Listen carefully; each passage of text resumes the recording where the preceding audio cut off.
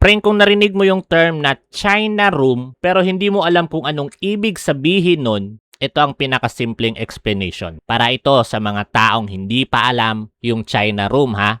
Pero kung alam mo na yung China room, mag-next ka na lang. Preng, simple lang. Ang tinatawag na room dito, which is yung ROM, hindi ibig sabihin yan na storage ng phone mo. Ang tinutukoy natin dito ay ang software version ng phone. Kapag sinabi natin China room, ibig sabihin yung phone ay primarily para sa China market. Halimbawa dito, may nakita kang phone na sobrang lakas pero sobrang mura. Hindi sa lakas ng papel, ha, kundi sa actual na lakas talaga. Isa yan sa mga tinatawag na China room. Possible na iba ang software experience kaysa sa naka-global room. Pwedeng may Chinese apps, mostly commonly talaga meron. Iba yung default settings at may mga gaggle services na hindi kasing straightforward na katulad ng global room. May mga possible differences din siya pagdating sa notification, Android Auto, banking apps, network bands. May mga reports na mahina daw yung signal